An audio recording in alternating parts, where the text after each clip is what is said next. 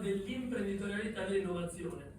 Mi chiedono questo perché io ho creato qualche anno fa una realtà imprenditoriale, diciamo una settantina di persone, che si occupa di quello che viene tanto definito digitale, e quindi capire come si può innestare questo tipo di esperienza all'interno del nostro territorio. Allora, quello di cui vorrei parlarvi quindi è brevemente cosa vuol dire fare l'imprenditore qua sul nostro territorio, e sfatare alcuni miti narrativi di ci riempiamo la bocca noi veneti, con la V maiuscola, e poi fare un passaggio però sulla tecnologia, che per me è di rimetti. In realtà io mi ero immaginato un percorso di un ragionamento quest'oggi, ma non posso non reagire agli input che mi ha fatto percepire Paolo, perché la tecnologia secondo me è la parola chiave delle conversazioni presenti e future, e la classe politica è necessario che entri in empatia, lasciatemi dire in simpatia,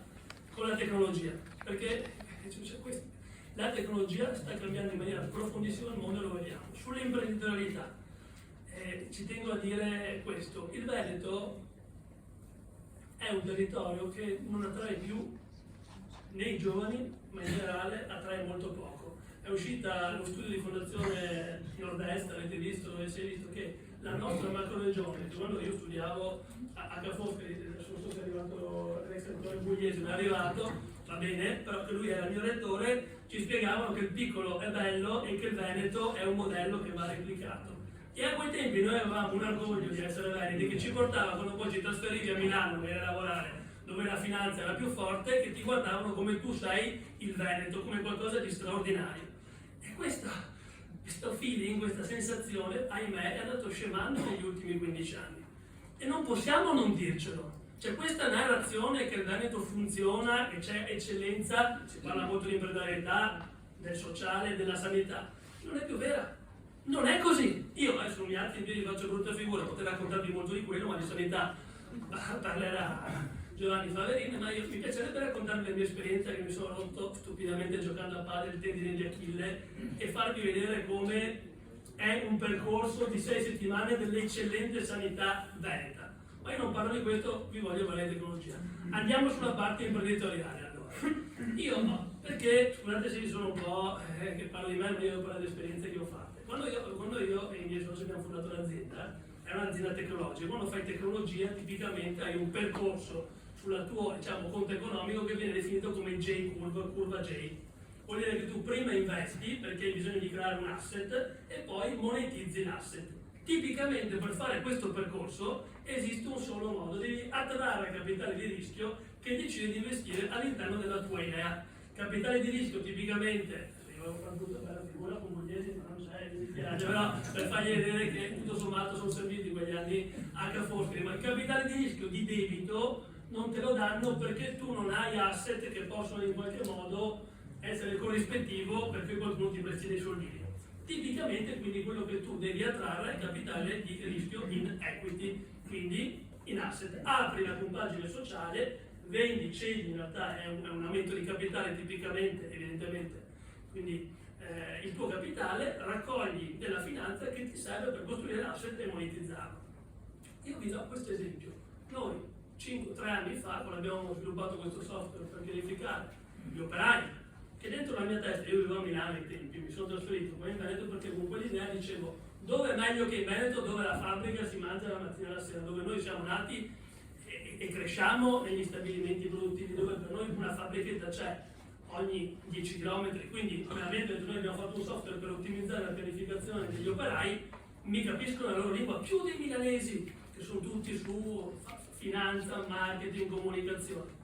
Noi in Veneto non abbiamo trovato neanche un investitore, e un po' di relazioni ce l'abbiamo, che fosse disposto a credere a un'idea di 3 ragazzotti che insomma non avevano dimostrato evidentemente nulla, giustamente a 26 anni, ma avevano questa intuizione. Abbiamo avuto solo investitori che venivano da Milano o da Roma. Questo è per dare un taglio. Considerate che dopo 3 anni abbiamo venduto al più grande gruppo di software in Italia e più grande in Europa, dando una remunerazione agli investitori anche tutto sommato importante per un ritorno sull'investimento di 3 anni.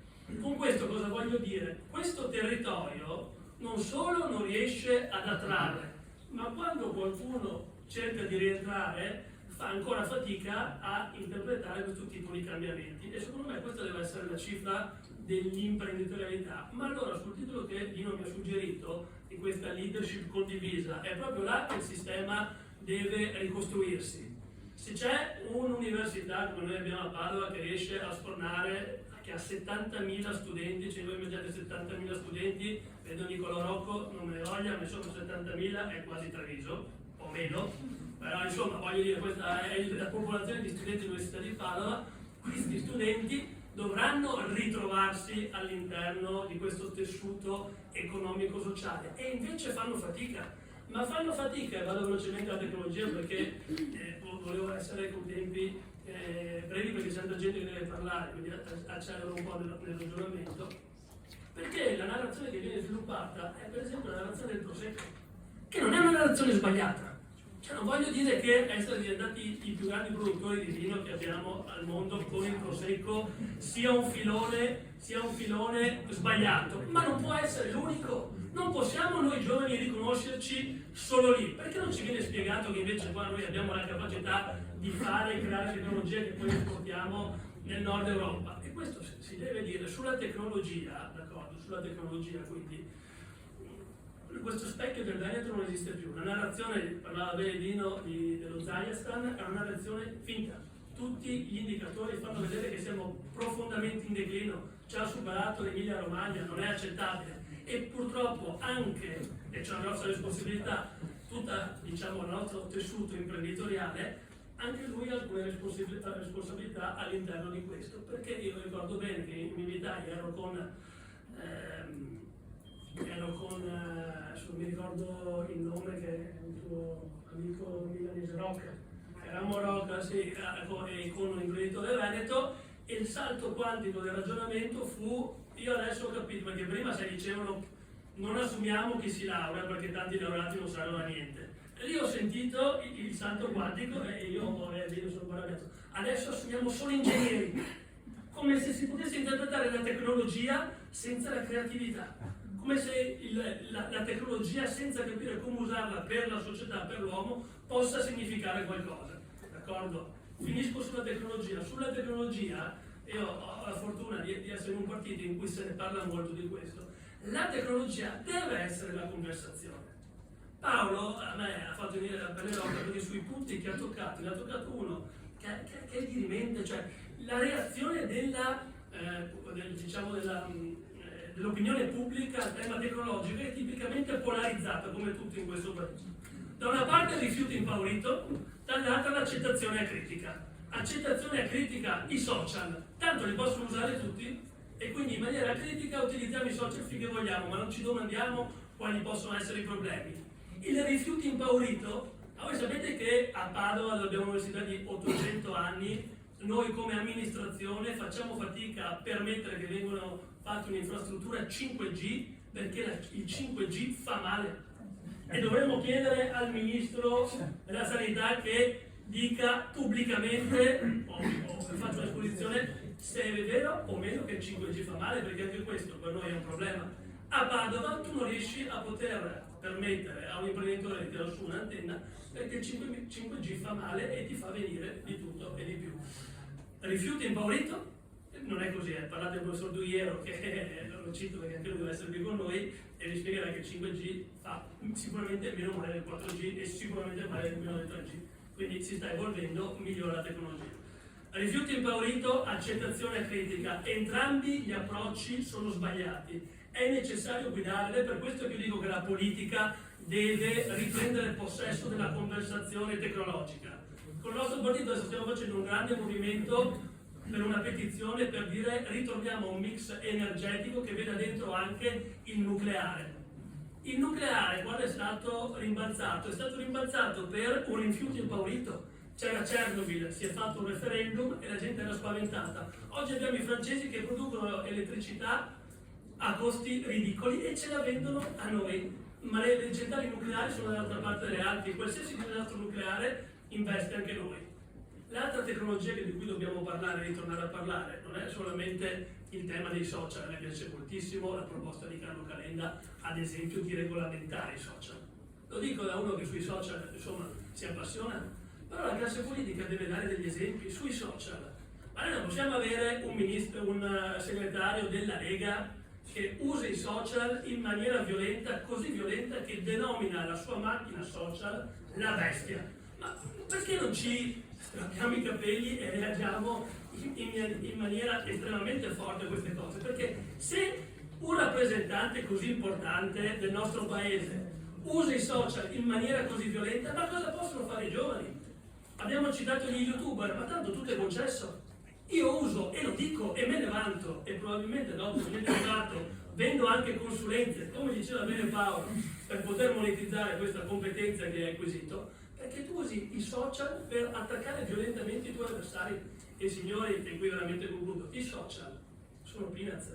Cioè, la tecnologia dei social è una tecnologia in cui il rischio maggiore è quello di influenzare le persone. Cioè, io faccio, sapete, ti rinforzo un ragionamento, quindi tu dici i vaccini fanno male, poi sui social e l'algoritmo ti propone contenuti in linea con quello che tu pensi. E quindi inizi a pensare che tutti la pensino come te, lo pensava anche Bitonci quando si è ricandidato, poi ha perso. Ma sui social Bitonci era convinto di vincere, lo dico per storia, ma questo insomma sarebbe da scrivere un po' di cose su questo. Quindi, però, un intelletto strutturato che la cultura riesce a difendersi dalla manipolazione dei social. Sapete da cosa non ci difenderemo? E ci deve essere la politica che la prende in mano? Dall'intelligenza artificiale. Sull'intelligenza artificiale, su quello che oggi viene chiamato ChatGPT, che non è ancora intelligenza artificiale, sono large language model, cioè sistemi che prendono tutto lo scibile e poi con un algoritmo statistico ti creano delle conversazioni, tu là riesci a essere estremamente incisivo e potente nel poter far succedere cose. Il messaggio che io voglio dare è che questo deve essere un territorio che deve tornare ad attrarre i giovani, a fare anche impresa, ma un'impresa che deve essere la vocazione tecnologica, perché allora è quella vocazione che valorizza il percorso di studi che paghiamo noi con le risorse pubbliche delle nostre università e che poi deve riprendere in mano una conversazione seria sui temi tecnologici, perché la tecnologia sarà la conversazione che influenza il futuro, più del nucleare. Scusate, sono stato l'ultimo. Grazie Carlo, grazie anche per la passione. Devo dire che non è che i giovani non si possono appassionare e collegare comunità civile. Mi piace molto questa parte che ci consente di tenere insieme agganciato il progresso e la crescita di tutti. Adesso chiediamo a Carmine di farci 5-10 minuti uno sguardo sull'Europa, in maniera da poter avere anche un altro collegamento, perché noi discutiamo in casa, abbiamo parlato di Padova, di Veneto, ed è bene annunciare un ragionamento che faremo con il giornale del Veneto, le iniziative autunnali anche sull'Europa, perché al di là delle chiacchiere che abbiamo sentito fare da tanti leader, da Carrettino di Gelato in questi anni, ci stiamo accorgendo sempre di più che come le comunità e vorrei dire la crescita, lo sviluppo è collegato alla capacità di portare anche tra noi le istituzioni europee un collegamento importante, una affidabilità, una reciprocità al di là delle chiacchiere per fare cassetta. Prego. Buongiorno e grazie mille. Grazie. Buongiorno a tutti, grazie mille per ovviamente essere qui. Mi fa molto piacere, io sono Carmine Pacente, sono consigliere comunale a Milano da 2 mandati amministrativi e dal primo giorno, dal 2016, presiedo la commissione che oggi è denominata Fondi Europei e PNRR. Poi dal 2020 sono membro del Comitato Europeo delle Regioni a Bruxelles, che è un osservatorio delle autorità regionali e locali che ti consente di avere uno sguardo in maniera diretta su ciò che accade lì, perché i rapporti sono costanti non tanto e non solo con i parlamentari europei che partecipano attivamente ai nostri lavori, ma soprattutto poi con gli euroburocrati della Commissione europea, i commissari, i direttori, i capi di gabinetto, che ci vengono a raccontare i dossier sui quali stanno ovviamente lavorando, chiedendoci poi dei pareri che noi periodicamente facciamo su tutte le materie che hanno un impatto sulle regioni e sulle autonomie locali, quindi sulle comunità.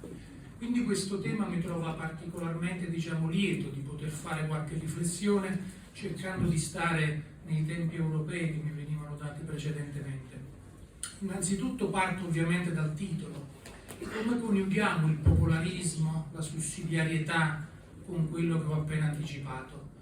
Io credo, e lo dico subito, faccio una velocissima premessa, ne abbiamo parlato anche qualche settimana fa a Milano con Maria Stella Gelmini, saluto ovviamente anche Elena Bonetti e tutti voi, che parlare di popolarismo, lo si diceva prima, in chiave storica, oggi è totalmente inutile, perché dobbiamo necessariamente attualizzare quei principi, quei valori, quel metodo per poter affrontare, per poter decifrare le sfide di oggi e di domani, anche e soprattutto in ambito europeo, perché la partita vera si gioca essenzialmente lì, e lo sanno tutti, a partire dai nostri governanti.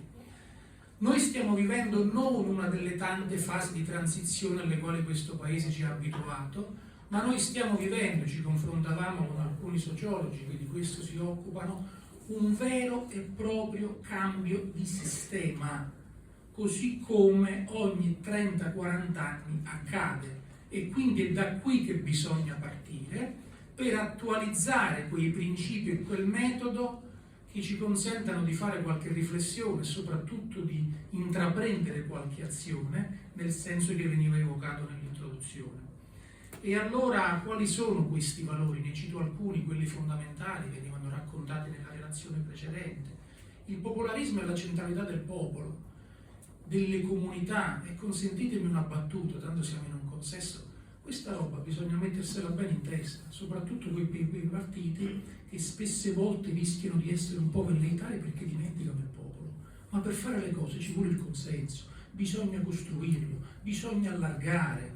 Ed è anche questo il motivo per il quale, insieme a Maria Stella, Emma Fattorini e a tanti altri, in accordo con Carlo Calenda, stiamo provando a introdurre in maniera robusta, decisa, Maria Stella dice che io sono un po' dirompente, anche la dimensione, l'anima popolare all'interno di questa formazione politica, perché se continuiamo a rinchiuderci in una riserva un po' piccolina, oltre alla testimonianza, ma questo è il mio pensiero, non andiamo, e la politica ha bisogno del popolo, il popolarismo è la centralità di tutto questo, per poter far accadere le cose, la testimonianza, anche per chi viene da storie politiche come quelle differenti che intorno a questo tavolo sono rappresentate, e sai che per fare le cose c'è bisogno soprattutto di questo.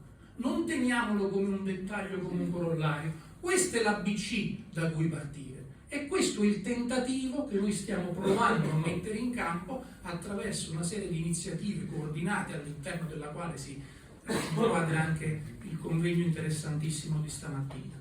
2 è l'esaltazione delle comunità territoriali, come dicevi tu nell'introduzione, e non dell'individualismo, e non del liderismo, anche se non va di moda, anche se negli ultimi decenni la società, non soltanto la politica, anche in questo paese, è diventata ossessivamente lideristica.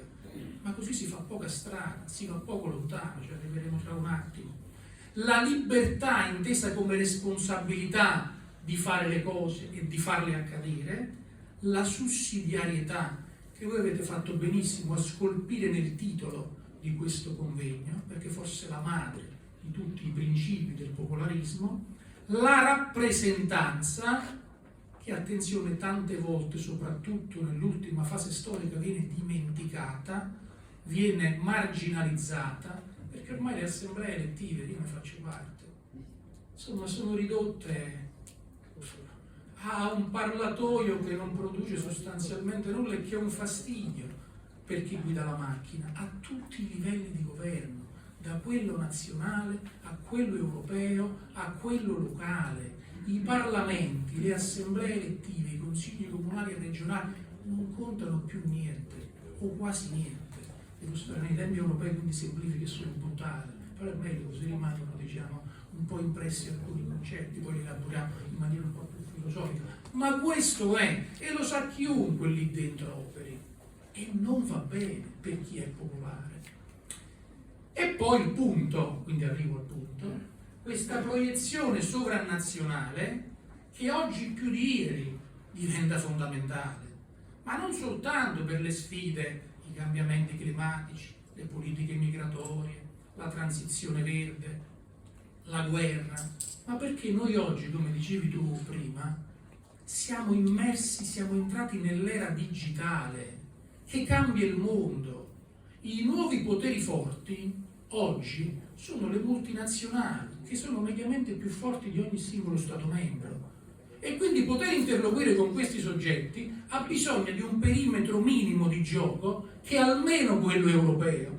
Al di sotto di quella scala tutto diventa velleitario, tutto diventa sostanzialmente complicato da realizzare. E torniamo alla testimonianza, che però penso appassioni poco gli interlocutori che sono qua. E allora questi principi, ho citato quelli più significativi, come si conciliano col dibattito che oggi è in corso a Bruxelles? Sappiamo tutti che tra un anno, nel giugno del 2024, si giocheranno delle elezioni europee particolarmente significative. Lo diciamo sempre, ma questa volta è abbastanza vero, perché dall'esito di quelle elezioni potranno derivare nuovi equilibri e nuovi scenari a Bruxelles, e se li cambiano le cose, cambia tutto dappertutto, anche qui. Quella è una tappa decisiva, e diciamoci anche questo molto francamente, una buona parte di ciò che accadrà dipenderà dalle decisioni che il Partito Popolare Europeo assumerà nei prossimi mesi, perché lo sappiamo tutti che vincerà le elezioni. Bisogna vedere come, bisogna vedere quanto, e bisogna soprattutto vedere se all'interno del PPE la posizione prevalente sarà quella, lo sappiamo, no, di Manfred Weber, che immagina, sogna un capovolgimento con i conservatori della governance a Bruxelles. Cambia tutto e per noi diventa complicato poi dopo. Oppure prevarrà una posizione un po' più moderata che andrebbe, sempre semplificando, ancora a giocare nel perimetro da gioco che è quello della cosiddetta maggioranza Ursula. E quindi è lì che noi dobbiamo ovviamente giocare la nostra partita, sicuramente marginale, ma assolutamente importante, perché sono vari tasselli che contribuiranno a comporre questo mosaico. Ma nel frattempo che arriviamo al giugno del prossimo anno, a Bruxelles stanno già accadendo cose decisive che cambiano il futuro anche di questo paese e anche di queste comunità. Non tanto la nuova architettura istituzionale europea. Qui Macron si era giocato un po' l'osso del collo sulla conferenza sul futuro dell'Europa, che è stato un autentico fallimento, e quindi poi diciamo, poiché non è andata bene, si sono spenti i riflettori. Però lì la nuova architettura che si era immaginata non ha prodotto niente. Ma ci sono altri due temi fondamentali. Uno è il patto di stabilità. No? La Commissione europea qualche settimana fa ha fatto la sua proposta ufficiale, molti Stati membri hanno già detto che non sono d'accordo, vedremo di qui alla fine dell'anno se si raggiungerà un compromesso oppure no. È sicuramente dal mio punto di vista un passo molto in avanti rispetto a quello al quale ovviamente siamo abituati e che è attualmente in vigore. Non vale il one size fits all, uno vale per tutti, ma ci sono delle differenze importanti a seconda, diciamo, dei singoli Stati membri. Ma c'è un tema fondamentale che riguarda i popolari e che riguarda i valori e i principi che richiamavo precedentemente. In questo momento, in queste settimane, in questi mesi, a Bruxelles si sta decidendo se l'Europa del futuro debba centralizzare le sue decisioni molto di più di quanto non avvenga adesso, o se le debba territorializzare almeno in parte.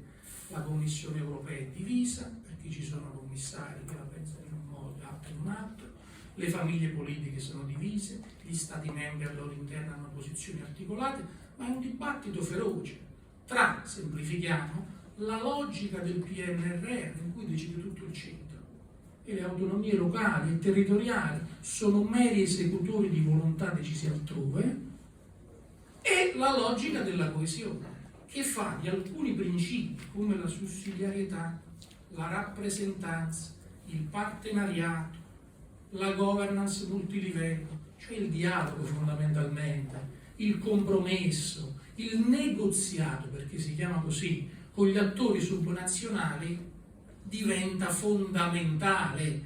E non è che parliamo del sesso degli angeli, qua parliamo di svariate centinaia di miliardi di euro che vengono assegnati o no sulla base di questi principi, almeno 350 rispetto, diciamo, all'attuale quadro finanziario pluriennale. E questo dibattito Se non lo facciamo noi, se non lo riportiamo anche noi nelle nostre comunità e non assumiamo delle posizioni, hai voglia poi di decantare i corpi intermedi, le autonomie territoriali, la rappresentanza, quando sei tagliato fuori da tutte le decisioni che essenzialmente derivano da lì e discendono da lì chiaramente. E quindi è questo ciò che bisogna fare. In concreto, ma non la vogliamo che chiudo, perché sono stato... Principi come quello che si chiama il place-based approach, cioè l'approccio basato sui luoghi, dove l'elemento geografico non è indifferente per disegnare strategie di sviluppo territoriale. Lo vogliamo difendere oppure no, sapendo che le aree urbane, le aree montane, sono diverse tra loro e hanno bisogno di soluzioni e risposte diverse. Sì o no? È questo in discussione. Lo sviluppo locale di tipo partecipativo che coinvolge le comunità locali, che coinvolge gli attori locali, vogliamo difenderlo oppure no? Le strategie territoriali integrate con gli investimenti che le finanziano, sì o no? Vogliamo difendere il principio del partenariato? È quello che si chiama codice di condotta che va a monitorare se poi gli Stati membri coinvolgono o no nelle decisioni questi attori. Lo vogliamo rafforzare o no? E potrei andare avanti a lungo. Noi in Lombardia, quando dico noi perché lì con la maglia dell'ANCI, il Dipartimento Europa, lì abbiamo negoziato svariate centinaia di milioni di euro per le realtà locali con la regione, senza che qualcuno dal centro ci dicesse cosa dovevamo o non dovevamo fare all'interno di un quadro europeo, sapendo che Brescia è diversa da Milano, sapendo che Bergamo è diversa dalla Valchiavenna, sapendo che l'Oltrepo Pavese è diverso da Sondrio. E abbiamo negoziato assieme interventi, strategie di sviluppo, soldi, risorse. Questo vuol dire in concreto il popolarismo, o anche questo, altrimenti rimangono, diciamo, evocazioni di principio, nostalgie anacronistiche che non hanno alcun senso nel mondo di oggi, ed è questa tradizione che noi, io in maniera decisiva e convinta, vogliamo provare a recuperare. Vi ringrazio, ho fatto forse un po' più lungo. Grazie a Carmine. Adesso chiederei ai miei colleghi eletti di fare un minuto di saluto e poi un altro dei relatori. Chiederei a Matteo Tosetto, di neo assessore sociale del Comune di Vicenza, di portare un saluto e di ricordarsi quello che ho detto io a Vicenza in tua presenza col tuo saluto. Come proposta...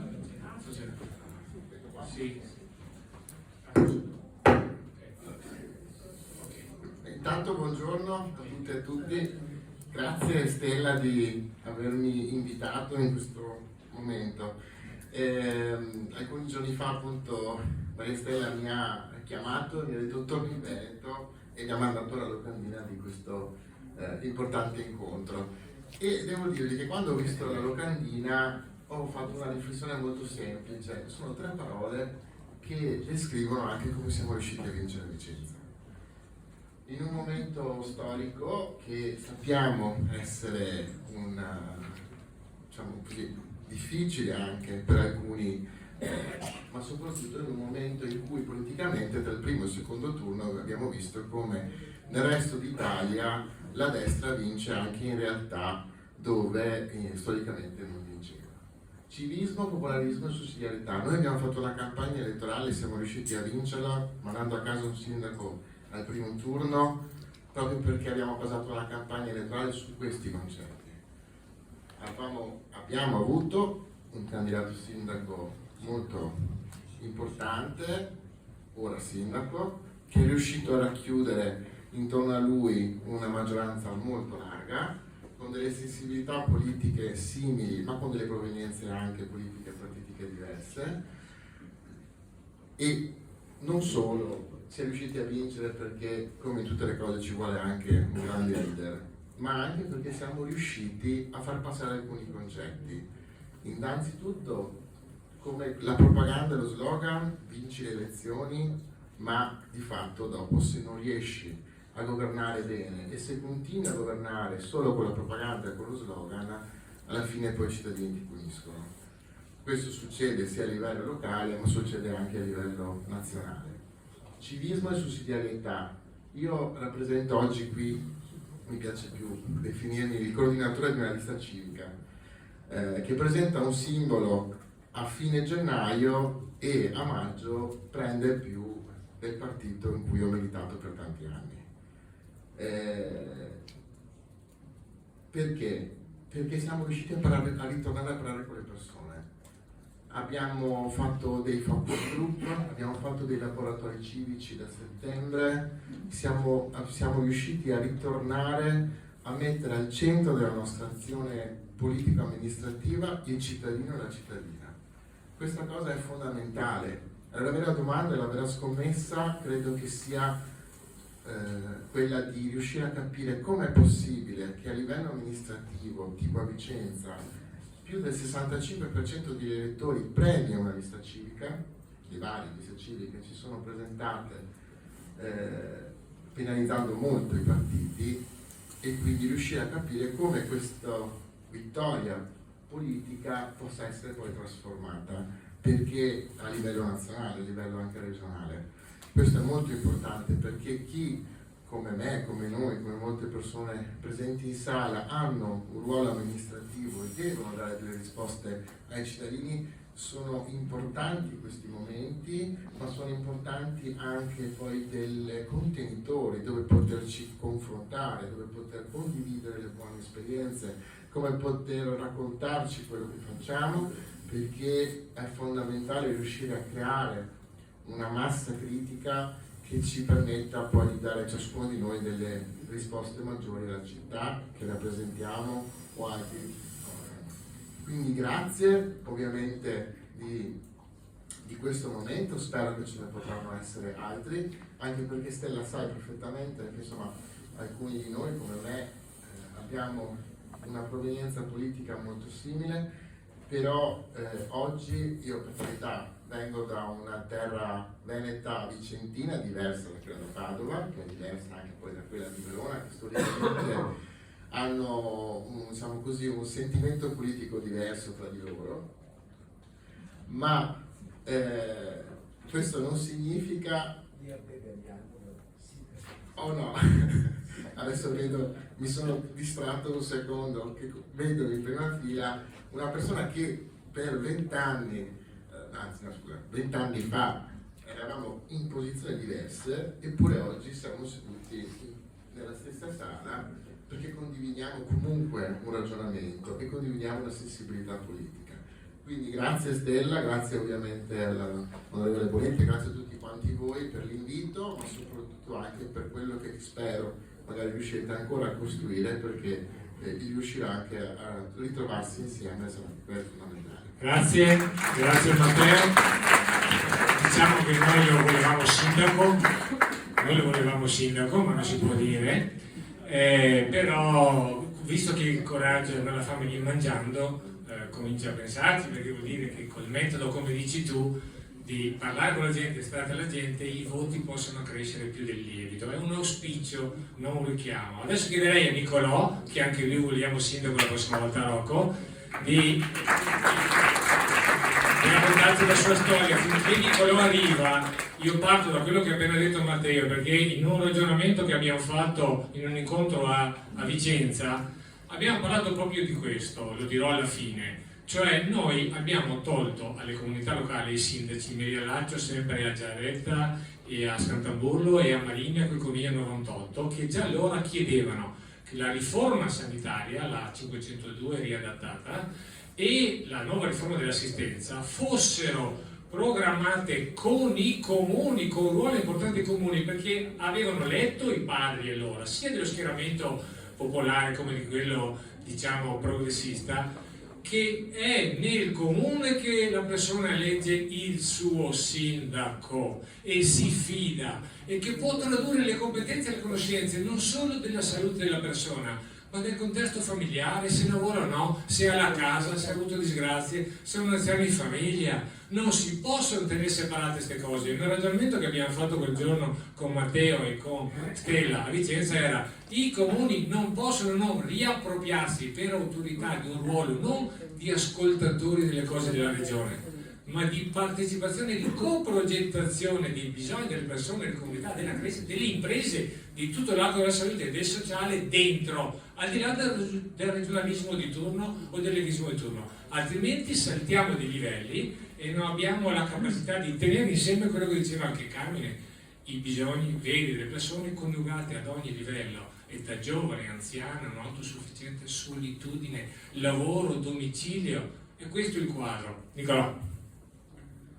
Innanzitutto fa piacere anche a me essere in una sala con tante persone che ho sempre stimato, con alcune ho condiviso un percorso, con alcune un percorso più recente, però penso che la cosa importante sia l'output della giornata, e cioè quella di dire continuiamo questo percorso. La cosa importante secondo me poi sarà quella. Treviso è stata un'esperienza chiaramente diversa da quella di Vicenza, perché è stata un'esperienza nella quale diciamo, quelli che hanno creduto nel terzo polo hanno fatto un ragionamento nel dire, rispetto diciamo, a centrodestra molto forte, a trazione ovviamente destra rispetto a una sinistra, noi cerchiamo di costruire quelle premesse per andare a costituire quel campo centrale che ritenevamo, e io ritengo ancora fondamentale, rispetto a una sinistra che si sta saltando con i 5 Stelle, che fa giustamente il suo lavoro e che va a occupare un campo che però è quello della sinistra, una destra a trazione sempre più sovranista, e quindi il ragionamento è quello che al centro c'è uno spazio enorme, ma poi questi spazi vanno anche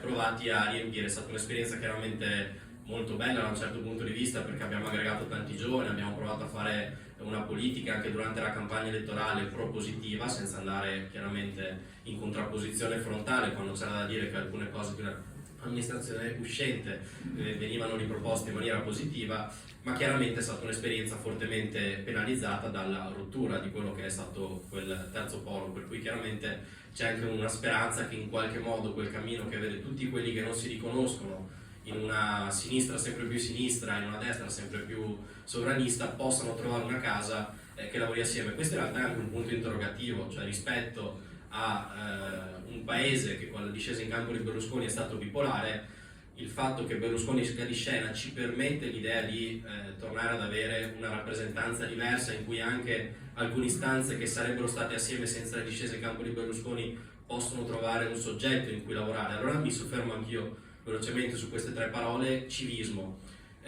Ovviamente è stato detto il civismo funziona quando è un civismo vero, ma funziona quando?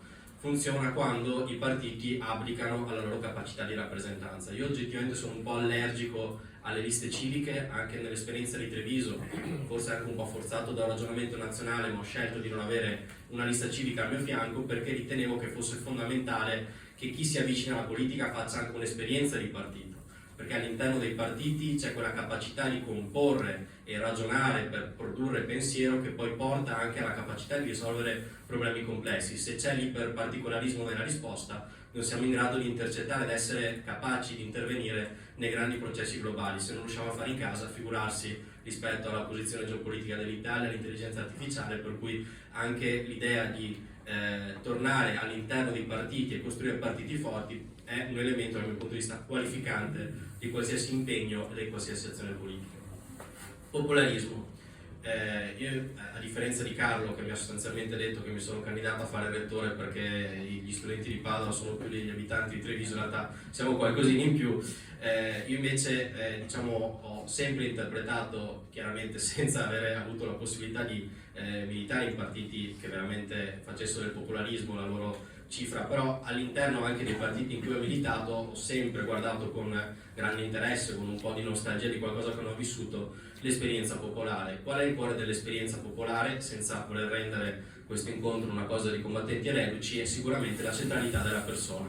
Ora, io sono convinto che attorno alla centralità della persona, di una società che liberi la forza della persona, che faccia in modo che il lavoro per esempio la renda da individuo a persona e quindi dia dignità a quella persona, la capacità di creare relazioni, quindi sono convinto che all'interno di questa cultura politica ci siano ancora delle risposte che sono utili oggi. Abbiamo sentito alcune sfide dell'intelligenza artificiale, qual è il contrario di intelligenza artificiale? È intelligenza artigianale, è persona, è umanità, e allora riscopriamo quell'intelligenza della persona che è qualcosa di diverso rispetto al collettivo, che poi rende anche i desideri per forza diritti, che mette al centro anche il tema dei doveri e dall'altra parte un'idea molto confusa, diciamo, di libertà che poi si scontra con sovranismi e cose strane, per cui ripartire dalla centralità della persona è ancora una sfida che ci può portare a essere, tra virgolette, popolari 2.0, 3.0, 4.0, però è importante che poi dall'essere popolari 2.0 ci sia anche il consenso e quindi popolari stare tra le persone.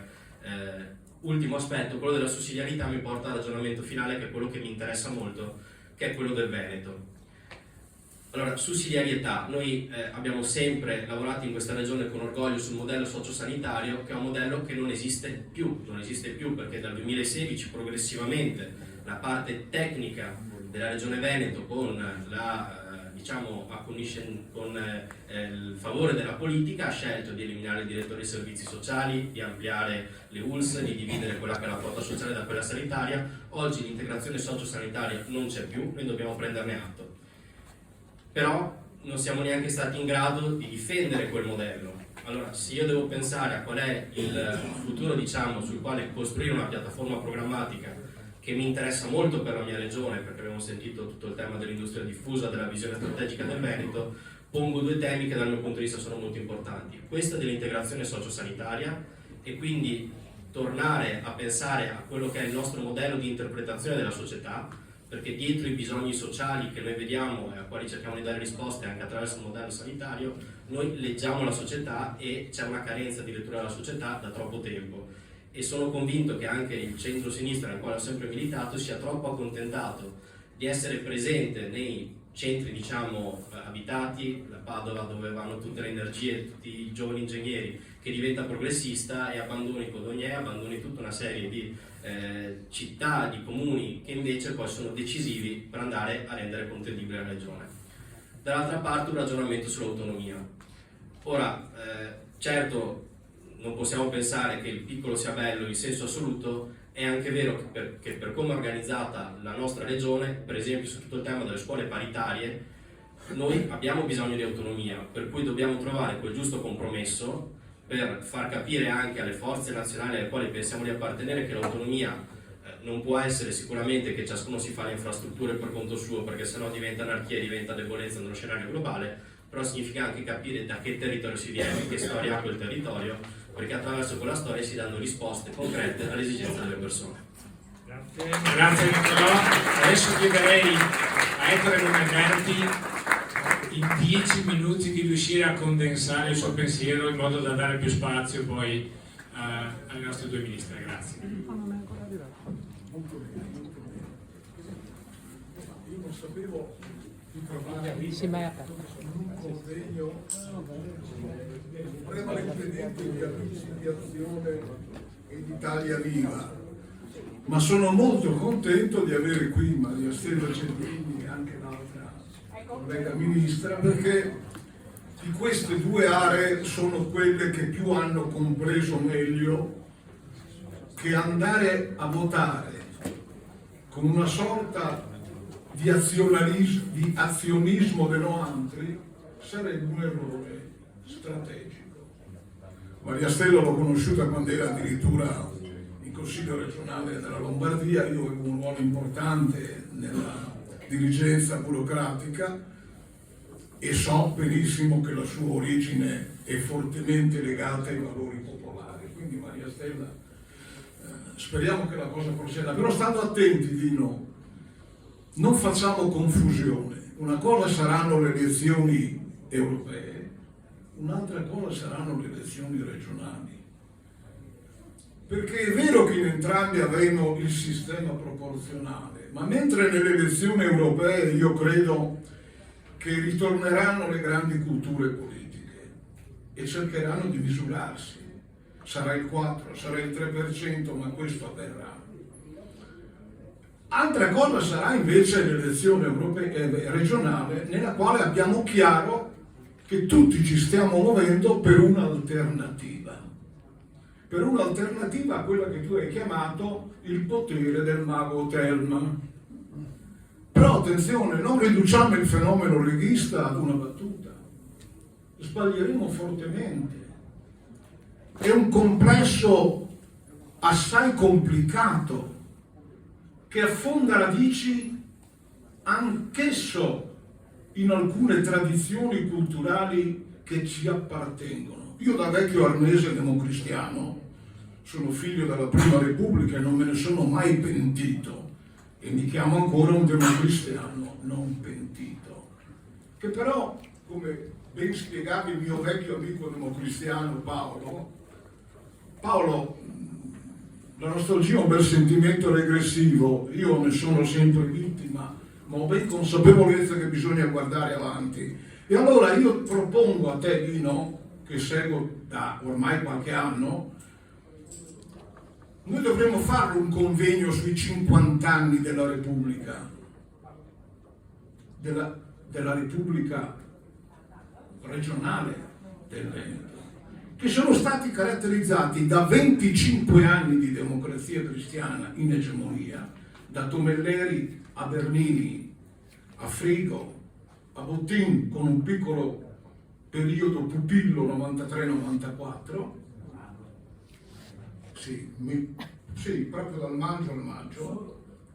Poi abbiamo avuto 15 anni di Galan, l'infausto quindicennio galliano, in cui avvengono cose incredibili, le cose più gravi della storia repubblicana nostra, cose che se fossero state fatte all'epoca della Repubblica Serenissima finiva tra Marco e Todaro, perché reati contro la sicurezza della laguna venivano così sanzionati. E poi abbiamo questi 13 anni di Zaia, che dovremmo analizzarli bene, Dino, e tu lo stai facendo anche a tappe serie, ma dovremmo fare un ragionamento serio su questo. Oggi abbiamo la fortuna, e concludo, abbiamo la fortuna che si sta verificando la teoria di Vilfredo Pareto, la teoria delle volpi e dei leoni. Quando si sta svolgendo in queste ore il congresso della Lega, quando uno degli esponenti maggiori marcato alcune ore fa ha dichiarato che questo congresso sta avvenendo con episodi di violenza in una classe dirigente che non ha più testa, non ha più gambe e non ha più cuore. Non ha più testa, ha detto, perché non ha più visione strategico-tattica. Non ha più gambe perché non vive più sul territorio come i padri fondatori. E non ha più cuore perché non ha più la stessa passione civile. Ma ancora più grave, amici cari, è che è in una confusione straordinaria. 2000 giorni sono passati e oltre dal referendum sull'autonomia, l'hai ben detto di no. Ancora qui stiamo discutendo e sembrano quei superstiti della Repubblica Serenissima che all'indomani del tremendo giorno del Dodese, quando ci consegnarono Daniele Manin fisicamente a Napoleone, ricordavo prima al mio amico Ugo, che è avvenuto, sta avvenendo in Ucraina quello che era avvenuto nella Repubblica Serenissima. Voi sapete che la Repubblica Serenissima aveva una grande flotta, ma non aveva armi di terra e usava sempre mercenari. Tanto che quando Napoleone comincia ad arrivare nel Veneto, inventano la neutralità armata, che è una formula per dire a Napoleone avanza finché vuoi. E quando Daniele Manin sta presiedendo il 12 maggio del 1797, scusa Ludovico Marzani, scusate, e sta presiedendo il Consiglio dei 10, sente alcuni spari e comincia a dire votemo la fine della Repubblica e la consegna fisica all'esercito che non era in piazza San Marco, perché quelli erano in realtà gli schiavoni che stavano abbandonando Venezia per tornare all'Istria e avevano sparato alcuni colpi così a salve. Prometti, io stamattina ho ricordato a Putin che dovrebbe rileggersi Machiavelli quanto al ruolo dei mercenari, insomma, no? Ecco. Ma arrivo alle conclusioni. Oggi veramente quel popolo veneto, dopo quella sconfitta, praticamente era disorientato, non capiva più niente. E oggi credo che sia questo il disorientamento che c'è all'interno della Lega, oltretutto aggravato dalla concorrenza che Fratelli d'Italia sta facendo. Quindi siamo nelle condizioni migliori per poter esercitare un ruolo di autentica alternativa democratica, liberal democratica e popolare. E allora io vi dico, lavoriamo su questo progetto. Per quanto ci riguarda, noi democristiani non pentiti ci siamo molto interessati. Siamo molto interessati a collaborare con gli amici di Azione, con gli amici di Italia Viva, con gli amici socialisti riformisti, anche per stare molto attenti, Maria Stella, lo dico al nostro collega milanese di adozione, da quanto ho capito. Io sono in un parlo veneto emiliano e quindi sono in qualche modo adottato a Milano. Ma voglio dirvi, stiamo molto attenti, perché se niente prevalesse nel Partito Popolare l'idea di aprirsi alla signora della Garbatella, non ce n'è per molto tempo, e forse ne parleranno i nostri figli, i nostri nipoti. Quindi dobbiamo rafforzare quest'area popolare, liberal democratica, e batterci alle prossime elezioni, soprattutto quelle regionali e in prospettiva quelle politiche, perché questa alleanza sappia veramente da fare. Grazie veramente. Adesso la parola a Elena Bonetti. Faccio da qua. Allora, innanzitutto grazie dell'invito, grazie dell'occasione e grazie per gli spunti che sono arrivati già molto ricchi, per i quali insomma non voglio su quali voglio tornare, se non in qualche modo rilanciare un punto di vista che avevo condiviso anche come orientamento e che vorrei concentrare tra le tante cose dette, perché non si può parlare di tutto, sul ruolo che credo che all'interno di questo processo di costruzione di quest'area di movimento, di moto, di civismo, popolarismo, sussidiarietà può rappresentare anche l'esperienza della politica, del cattolicesimo sociale, del cattolicesimo democratico, nell'ambito ovviamente della nuova sfida del riformismo. E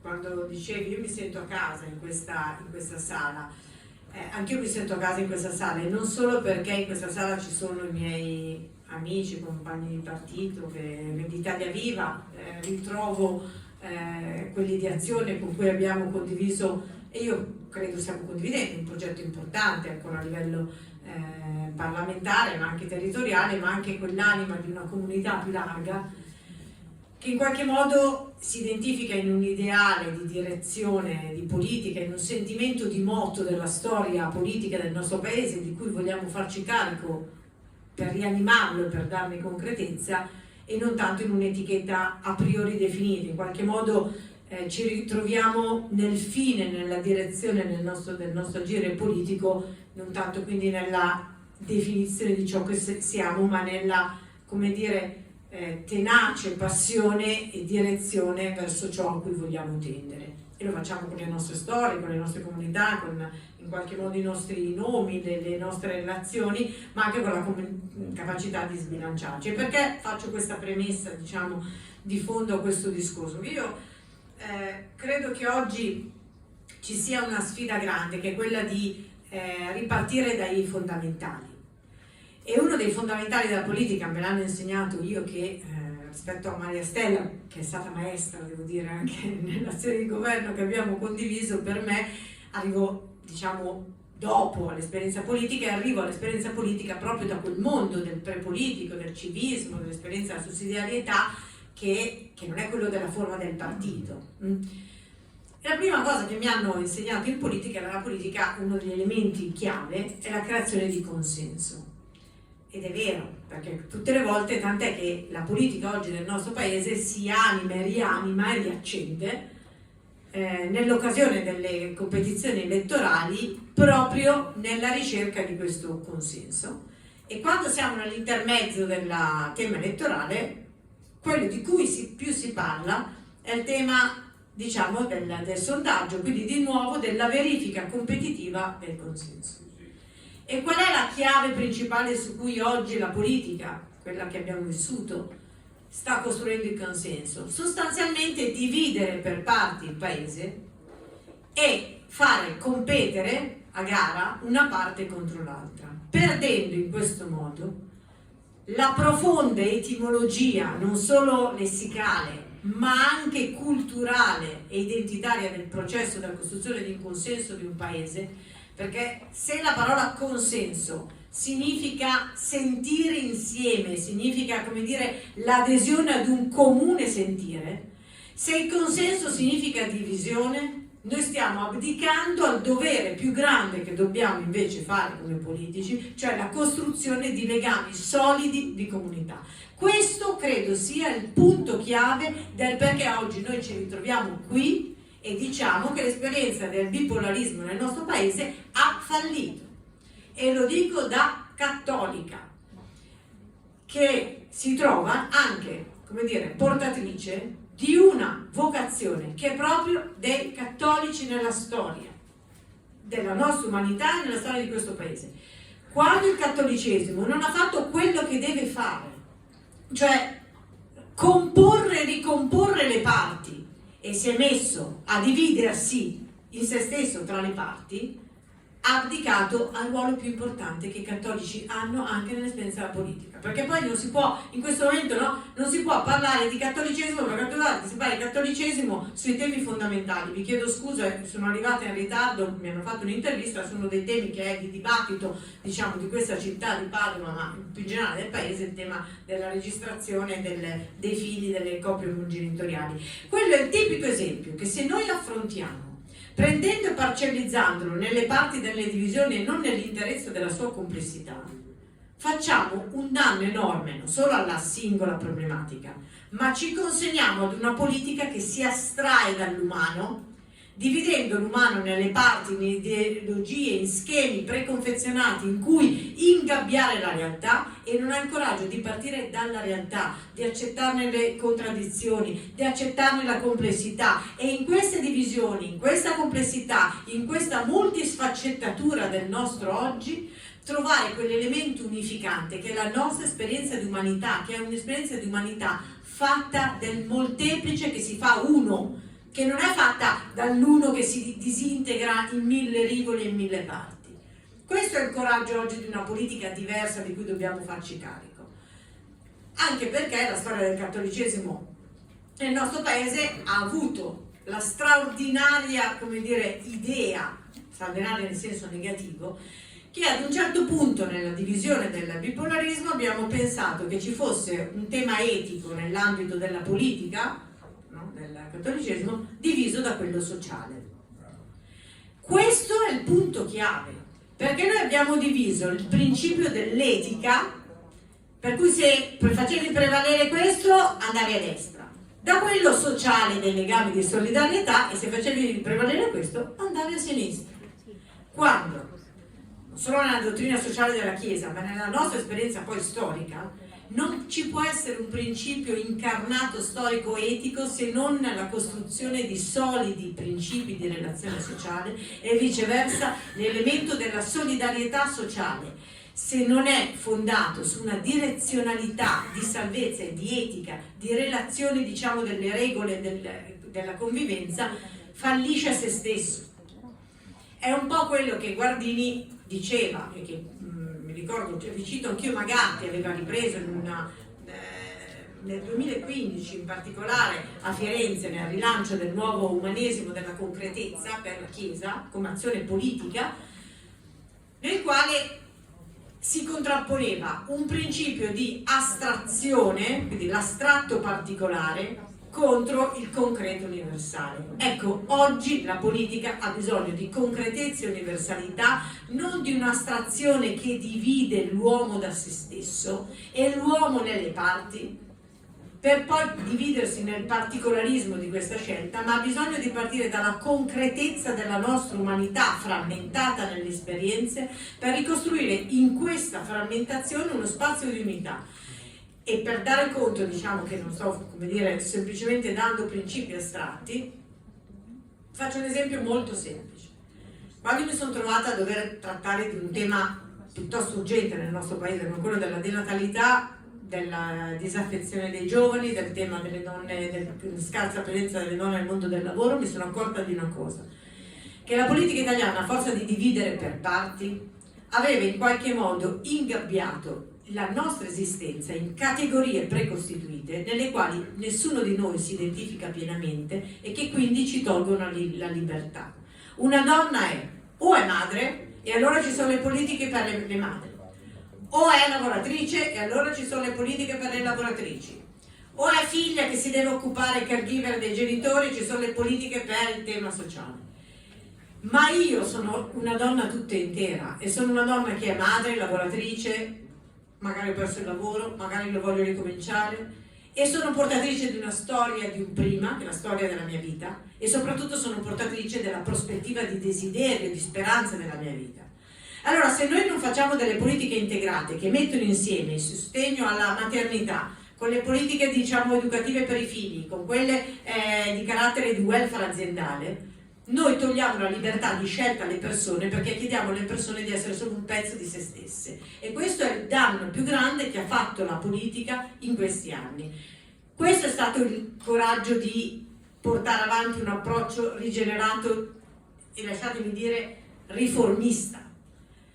E in qualche modo per noi è tornare un po' alle origini, è quel governare per l'uomo, per l'umanità di Aldo Moro, che chiedeva al partito 50 anni fa della Democrazia Cristiana di essere un partito non solo del popolo, della sua espressione popolare, ma un partito che fosse nel popolo, animato dal popolo, perché o la politica è l'espressione di quel modo della storia di dinamica anche di transizione e di futuro, e che quindi in qualche modo la raccoglie e in qualche modo la orienta, o questo tipo di processo di partito è una sorta di ricerca costante di un equilibrio delle parti. E allora l'equilibrio delle parti ti tiene bloccato, l'equilibrio delle parti ti fa appunto togliere libertà alle persone, l'equilibrio delle parti, che non è moto storico direzionato, ma la finalità della felicità della nostra democrazia, della nostra Costituzione,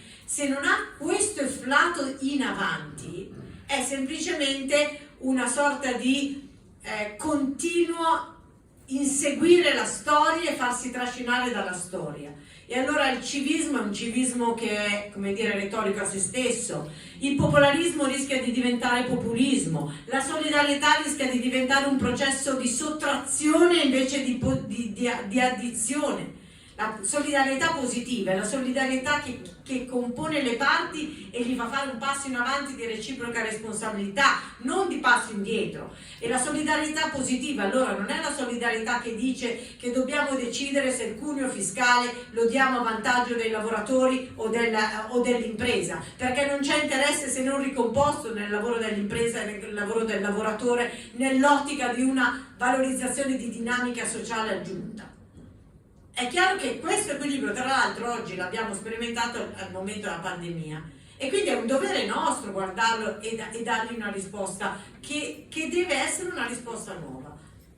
E perché questa risposta credo possa e debba essere il riformismo? Perché raccoglie esattamente quest'idea di riconoscere che c'è una realtà dell'umano che non è la politica a definire, ma che impone alla politica di farsene carico, e di farsene carico assumendo in sé l'occasione di poter essere animato da questa esperienza dell'umanità.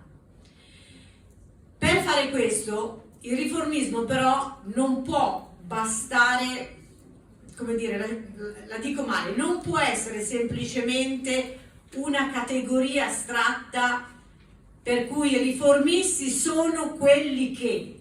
No, i riformisti sono quelli che si presentano di fronte al paese, alla storia, alla propria responsabilità politica, perché hanno avuto il coraggio di fare nuove le cose, di cambiare le cose, di riformare il paese dando una direzione, un metodo al quale non solo devono essere coerenti ma anche conseguenti. O è un riformismo generativo o non è. È un riformismo generativo, è un riformismo che non guarda mai indietro alle riforme che ha già fatto. Io questo lo dico con grande chiarezza. Da queste riforme c'è un passaggio successivo, questo guardate, forse sono troppo legata alla mia esperienza di donna di ricerca, che è una cosa che in politica proprio non funziona per niente. Ci sono due cose che del mondo della ricerca, cioè della politica, non ha e che mi piacerebbe un po' introdurre. Uno, nessuna verità esiste perché tu la affermi. Nessuna. In scienza, nella scienza, cioè quando io scrivo un articolo scientifico, lo spedisco a dei colleghi, che non so chi sono, che lo leggono e provano a confutarmelo, a dirmi se verifica, e il mio articolo ha un valore scientifico